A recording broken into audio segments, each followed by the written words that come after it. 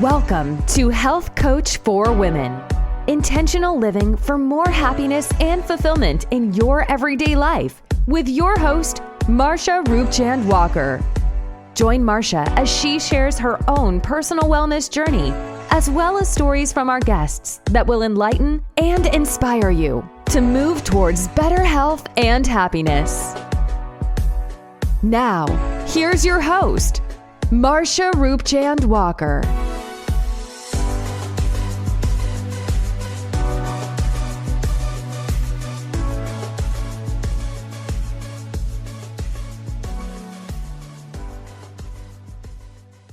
Okay, welcome to another episode for Health Coach for Women. Today I have a lovely guest by the name of Katie Alves, and she is an international wellness, mindfulness, and an essential oil educator. Today she is our guest, and she is also going to share with us her journey, what led her on the path to where she is now. Welcome, Katie. Thank you so much for having me, Marsha. You're quite welcome. So first, please tell me, how did you get started into what you're doing now as this educator with mindfulness and wellness? Let's tell our listeners about that, how you got started. Absolutely. I always wonder how far back I should go, but it always is an interesting thing how the journey evolves, right? We all are taught what to believe as far as how to care for ourselves, in our wellness, in our health. And for me, it was the most eye-opening was once I became an adult and was in charge of managing my own asthma condition. I was diagnosed with asthma when I was about 6. And so it has been a journey over time of doctors, my parents, and other people telling me how they thought I should care for my condition. Mm-hmm. And it was very empowering once I realized that there were natural options by which I could then kind of take that empowerment back and really figure out what was right for me. Right. And actually, that recognition took a long time because it happened when I was living abroad. I had lived in Madrid, Spain for about 7 years. Oh, wonderful. And as you can imagine, it is different than here in the United States. Right. And just the rhythm of life, the lifestyle, the values, how medical care is really handled, the systems, what's expected of a person, and as far as caring for themselves and their families. And I almost was convinced that I had grown out of my asthma condition. And many times you hear people say that they had something, when they were a child and they grew out of it, their bodies changed, things happen. But really it was a combination, and I recognized this later, the combination of the lifestyle changes as well as the environmental changes. Mm-hmm. And it wasn't until I moved back here to the United States about 6 years ago that I started to see my asthma condition flare up and more frequently. Okay. And at the time, I actually had started working as a Spanish medical interpreter. So I'm bilingual. I speak Spanish and English, and I was helping Spanish-speaking families. I heard that. I heard that on your Instagram. I was like, oh, she's bilingual. Beautiful. I love to be able to support as many people as possible. So having the extra language is just a beautiful thing. And so I was enjoying myself helping these people with their communication with their providers. And so I got a very interesting glimpse into the differences between culture and modern medicine and everything in between, as well as reevaluating what that meant for me. And so through that and a couple of, ups and downs of just in general figuring out what I was going to do to care for myself, I started to challenge what I was being told. Not that I was going against anyone's better judgment, because we're all coming from our own perspective. But I started really tapping into what can I do that's preventative? What's in my environment that might be going against my efforts to become well again? Exactly. And so through that, that's how I came across Young Living essential oils. And I just started using oils for support of my respiratory system, as well as reading the labels of everything that came into my house. I think that we're so accustomed. I just posted something like that. I just read that. Posted something like that. I think it was yesterday. Yep. Yeah. Wow. It's incredible. Wow. It's incredible. It's so important. You got to read those labels. You may not know what everything means, but you get the gist of it. If you can't pronounce it, if you never heard of it, you probably shouldn't be eating it. Yeah. Well, and that's the thing. It's interesting that you said eat it, because I think that nowadays we're more accustomed to reading labels of food, but I had never given it a second thought to actually read labels of cleaning products, facial care, makeup, candles, air fresheners, laundry detergent. Like there's so many things that we accept as okay because it's on a shelf and you assume it's gone through some sort of process that it's quote unquote safe enough for us to use in our homes. Right. But then I always kind of go back and think, oh, I remember as a kid learning about, do you ever see those stickers that say yuck on it? It's like those little green stickers with the face that say yuck. Oh, yeah. To kind of get kids to recognize they shouldn't drink it. Right. Well, it's like, well, wait a second. Why do I want to bring something in my home that says the word yuck? That says, if ingested, call 911. Right. And so that's when I really did a deep dive into how can I reduce the amount of things that come into my home that contain chemicals. And I started with the ingredient that's actually a cluster ingredient that we all well know as fragrance. Yeah. And that's something that there are hundreds of chemicals that could be a component of that fragrance. And it doesn't matter if it's a lemon scented candle or a lavender scented room spray. If you turn the label over, it usually says the word fragrance or parfum. That's the other one. Right. And so it's easy enough that, it's when you first get used to reading labels, you see a lot of words, you don't know what they mean, but fragrance, you can pick out very quickly. Pick that out. Yes. And really that's just a trade secret buried into that word. The FDA doesn't make companies spell it out, because then other companies could, quote unquote, copy them or do whatever. But that's where I really started to see a difference when I just said, okay, you know what? I'm going to go cold turkey for a week. Don't use anything that has fragrance in it. And it was more challenging than you can imagine. Right. But I saw such a drastic improvement because I was having asthma episodes weekly, if not daily. That's what I was going to ask you. So as you were experiencing this, and then you said you started to pay attention and say, okay, I'm going to eliminate, the chemicals, not even touching on food, but just the actual chemicals, that we surround ourselves with every day. And you eliminated that and you saw a difference. Oh my gosh. So you said you was having it weekly. So what happened when you stopped using it? So one thing I always want to point out, because usually at this point when I tell the story, people are going, okay, well, you have an asthma condition. That's a respiratory condition. But I think that everybody can kind of agree that when you go to clean your bathroom, it's not a pleasant task. Usually you're spraying, trying to go as quickly as possible. You may open a window, take a break to walk out. Your body is giving you signs that it's not something that it likes to breathe in. Yes. And it's something that then, if you use gloves, you're protecting your hands because it can be very abrasive to your skin. And so after a week of saying, hey, it's not that I didn't clean my house for a week. I had a friend who was teaching me about the alternatives, and she gave me samples of things to replace it with, down to the foaming hand soap and a hand sanitizer.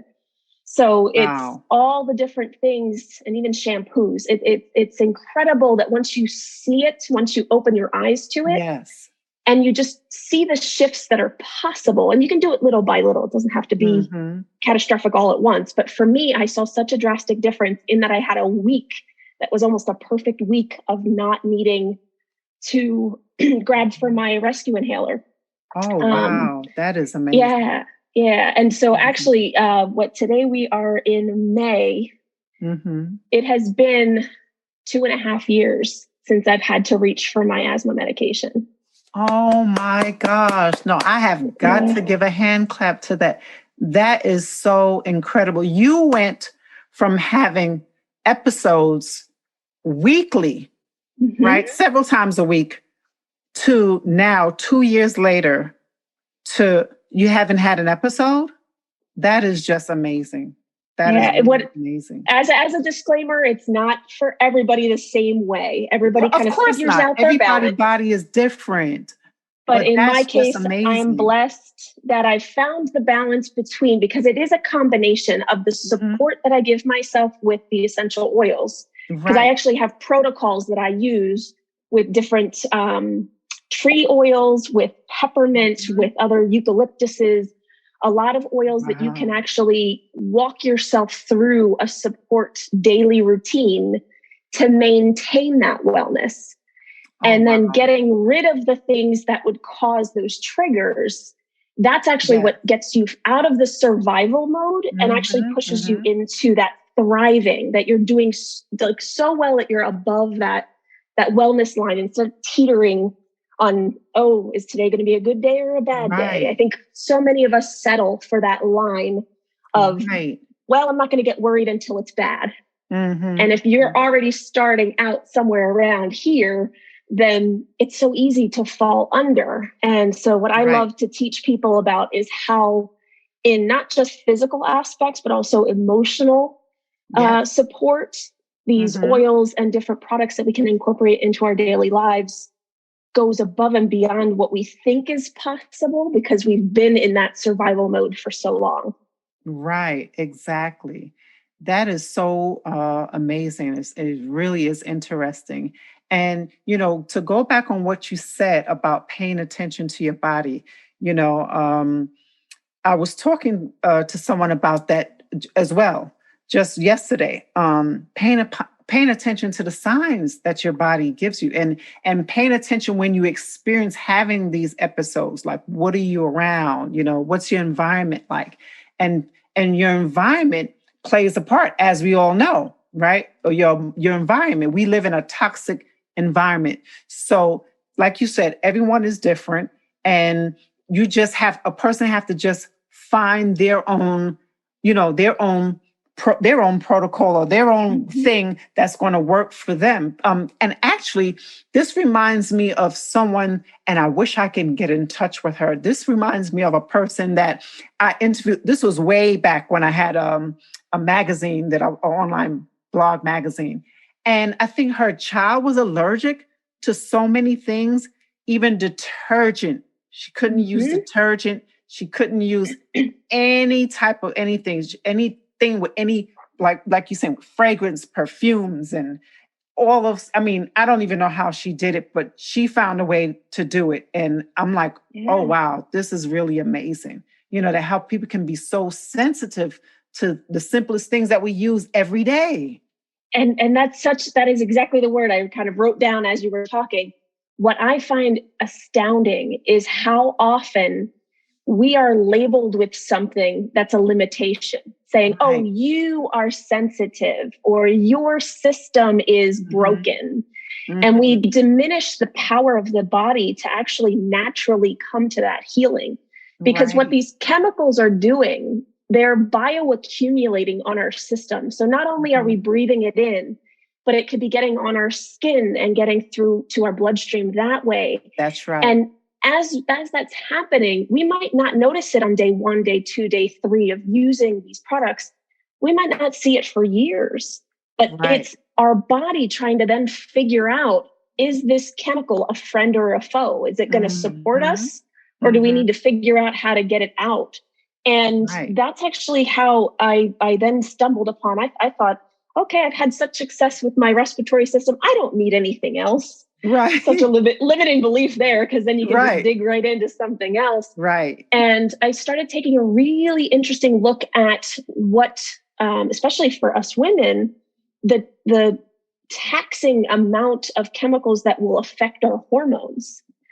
That is so true. It's incredible to see how much lighter you can feel. Symptoms that you associate with, oh, I'm just a woman, I have to suffer through PMS or menopause or all these things that we just chalk up to everyone has to deal with it. But it wasn't until I was having issues there that I then clicked into, hang on, what questions can I ask? What things can I challenge that I have accepted as the norm? And the same thing that I go through the same support system and education that I've had with my respiratory success into the hormones. And so it really is such a beautiful thing, because I always start with every person and say, what would be the greatest amount of support in your life? Pick one. Of course, you can give me a whole laundry list. It's easy to start thinking, oh, I lack support in these areas. But when you start with one, it opens the door for just open-mindedness of how you can look for support in addition to modern medicine. Because don't get me wrong, I'm not bashing modern medicine. There's a place for it. It's miraculous. But at the same time, it's very empowering to be able to say, well, before I reach for my rescue inhaler, which I still have in my house, I still have it just in case. But when I feel that an episode might be coming on, or when I feel that I'm getting that tightness in my respiratory system, I know what I can reach for, and I know what helps. And, my family knows that if something is happening like that, they know where my inhaler is if I want to reach for it. But it's going through a checklist so that I'm not just reaching for the Band-Aid. I'm getting to the root cause. To the root cause. Exactly. That's exactly it. And like you, I don't have a problem with modern medicine, right? Which we practice here, mostly here in America. And the thing about just giving pills, for some people that may be required, and that may be their choice. Because remember, people are, and sometimes people choose that because they're not aware of other options that you can take. That's what I did for years. Exactly. As far as holistic medicine, because the body can naturally heal itself. And if you remove the thing that is causing the issue, the body will naturally repair itself. So it's about just in being informed and having more knowledge and looking at options, being open to look outside of what the norm is. So I'm all for all natural, products and things you could do and in our food and things like that. And that's the thing. You don't know what you don't know. So for almost 30 years of my life, I didn't know any other option was available. I just took what was given to me, and it was getting results that, I could breathe one moment and, not the next, and vice versa. But that's where also, when you said it's a person's choice, it is so interesting that when you decide to shift your mindfulness, to shift that mindset, even just if you're open to listening to this conversation, that's the first step.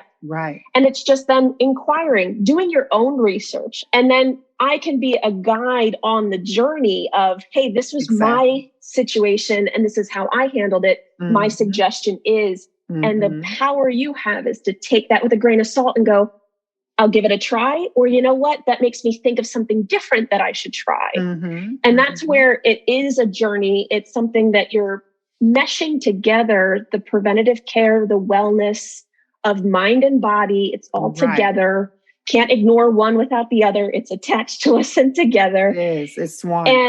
And as you're kind of going through it, then you can dig into the sciencey side of it, of why does that work? Because it's not just a placebo, something fancy that smells nice, that's natural instead of synthetic.